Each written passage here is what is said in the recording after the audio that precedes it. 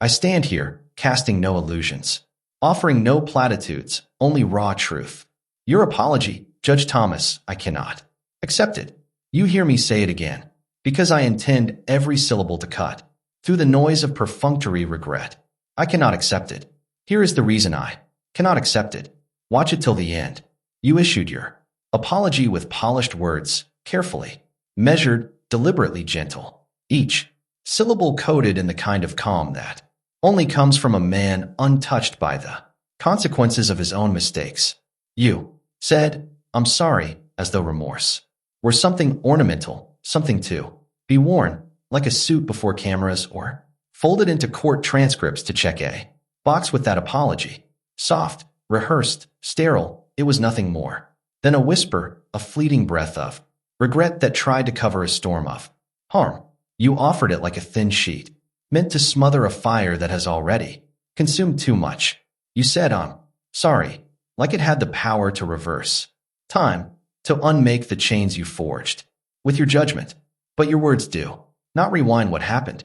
They do not unwrite the paperwork filed in cold ink, bearing my name like a threat.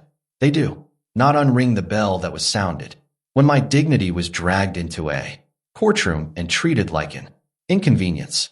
Your whisper cannot erase the arrest warrant you allowed to be stamped, not based on truth, not based on evidence, but on assumption and proximity to power. It cannot lift the weight of the fine you handed down without pause, strapped to my back like a punishment. You didn't even take the time to understand that gavel, Judge Thomas. When it fell, it didn't fall with righteousness. It didn't fall with caution. It fell with cold indifference, mechanical, detached, as if my life, my future, my name were just another formality to process before your lunch break. You didn't look me in the eye. You didn't consider what your decision would do to a man's soul, to a family's peace, to a community already weary of a system that never seems to side with us. You didn't see me. You saw a case file, a name, a problem to be moved along. You let your power work like a machine that can't feel the skin it grinds.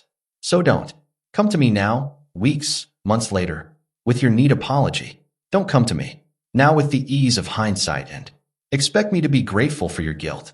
That apology, Judge, doesn't lighten the load. It doesn't make what you did disappear. It's just a sound, a soft noise trying to drown out the screaming truth that you got it wrong, that you hurt someone, that you let the hammer fall, not because it was just, but because it was easy. And I will not let you wrap that ease in politeness. I will not let your apology become your escape route. What you're offering is not amends. It is no balm. It's a bandage slapped on a wound you, Judge Thomas, made. You think a simple I'm sorry absolves you. That your apology brushed off like a legal technicality is enough to wipe the slate clean.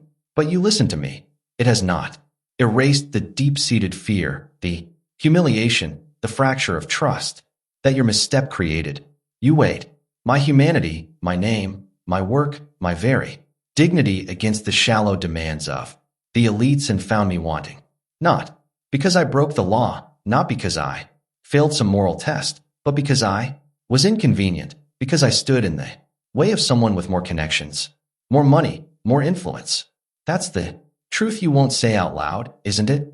You didn't make a judgment based on principle. You made a decision based on pressure and whispers behind closed doors, on keeping yourself in good, standing with the ones who dine in the private rooms and speak in codes the rest of us were never taught.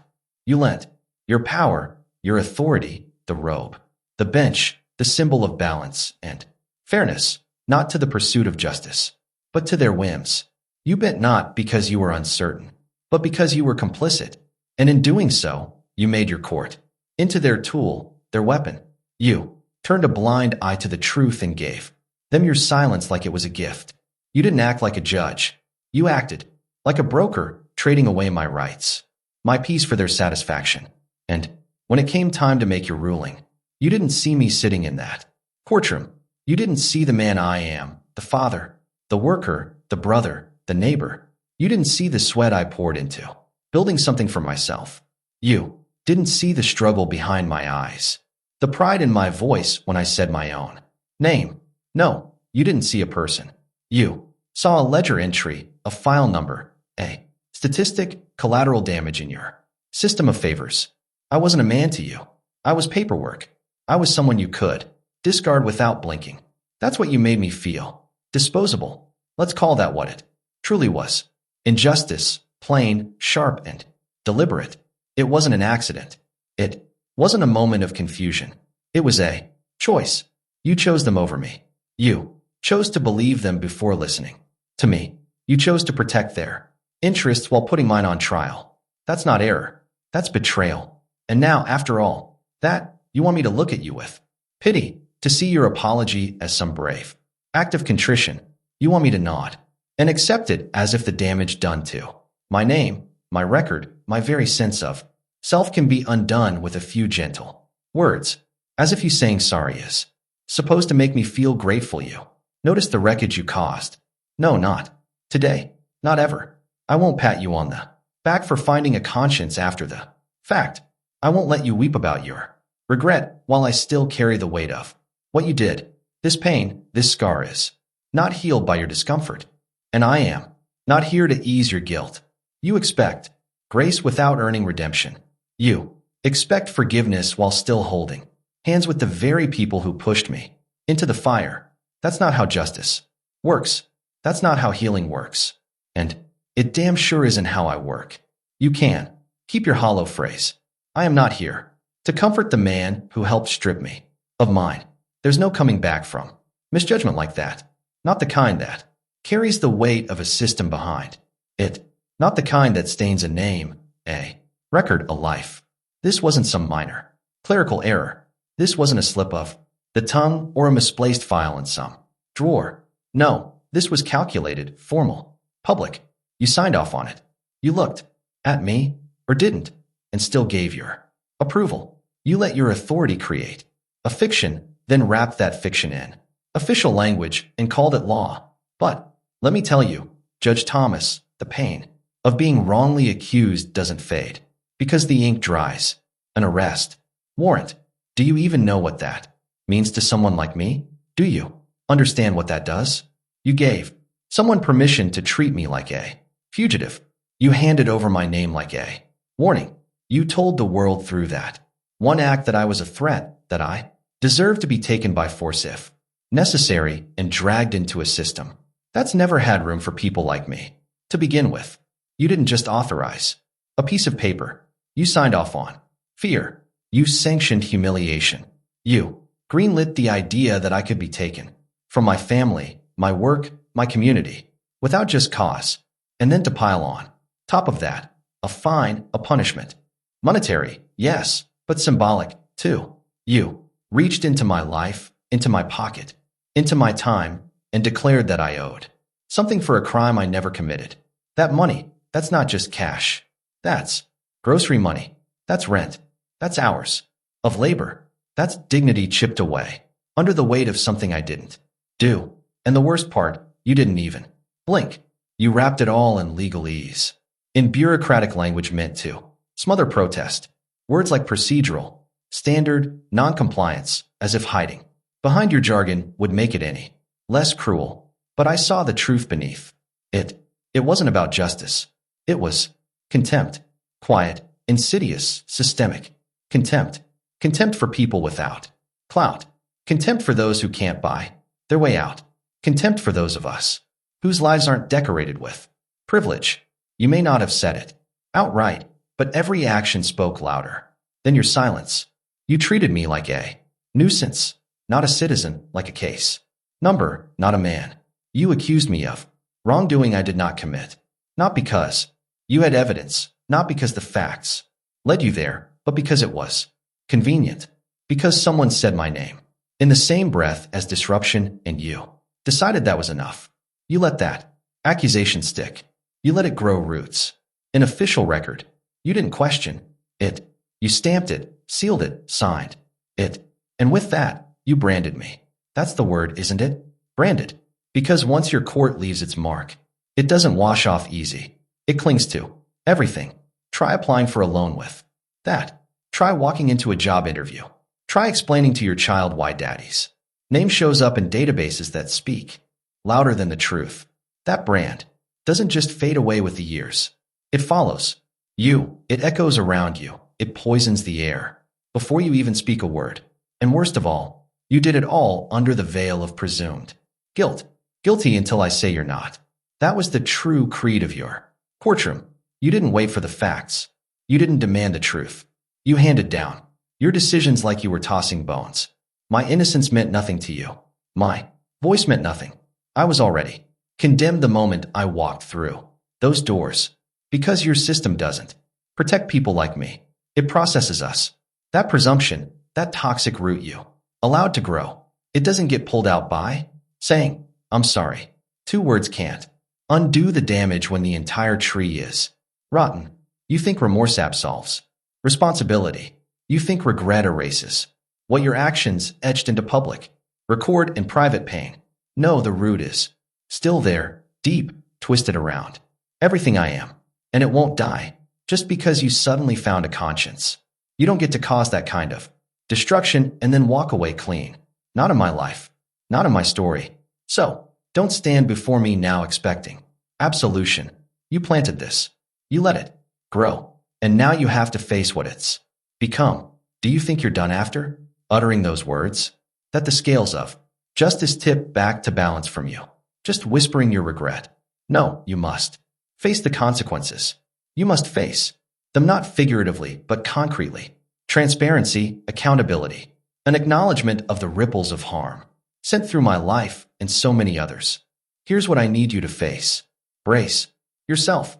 You need to publicly retract your ruling, not in some community of insiders, but in the courtroom where your words first fell. Let the proceedings show your error. You need to issue a formal apology, not to me behind closed doors, but out in the open. Right there, where justice is supposed to speak its loudest. Let every listener hear you say clearly, I was wrong. I mistook convenience for truth. I fell into the orbit of elite pressure. I malfunctioned as a judge. My judgment was compromised. I vow to do better, and I will. Then and only then must you face oversight. Let this transformation be witnessed. Let the record reveal that justice is not just a word for the news, but a promise. If not, your apology remains theater, while the damage is real. I know the machinery of your court. I've seen how it bends for the affluent, how it leans in favor of those with access. I know how words like justice and due process become slippery, how they're fed into the system, chewed up, spat out, and before anyone speaks of trust regained, trust must be built, brick by transparent brick. You might argue, I meant well. You might plead, I was rushed. Neither excuse suffices. You were rushed, so is justice. And justice, if rushed, is no justice at all. If you meant well, that intent is worthless if the outcome was harm. The scales were not balanced. The system did not serve me. It served the powerful. And those words, they haunt. The moment they fell, the gavel slammed, the paperwork filed. They created echoes in my life. I was stopped. My reputation dented, my livelihood halted. Fear planted like a seed. Confusion tangled me, all from misapplication of authority. And now you want me to sweep it aside because you said once, I'm sorry. No, I reject it. Not out of spite, but out of fidelity to truth. If you truly meant it, accept, prove it, show it, live it. Because words, however smooth, are not justice. Your apology, Judge Thomas, is not the last act. It is the beginning of what must come next. And I will hold you to that. This is not vengeance. This is not bitterness for bitterness's sake. This is a demand for fairness, for recognition, for the fragile, vital trust that binds law to life. You hold a weighty title, but titles crumble. Accountability, though, it endures. So here's what I will do in response to your apology. I will demand the court revisit its case file. I will request a hearing in open court, not behind locked doors, so there is daylight on every misstep. I will seek expungement of the warrant. I will demand the fine be rescinded. I will ask For restitution not of currency, but of credibility. A public statement that reverses the presumption you cast upon me. I will bring witnesses. I will bring documentation. I will bring the lived truth of what happened. And I will let the facts speak. If justice rends itself, you must bear the weight, not in whispering remorse, but in public reckoning. Otherwise, your apology is just performance. And performance, when offered in place of repair, is empty. Do not mistake my words for hyperbole. This is real. My life was impacted. My confidence shaken.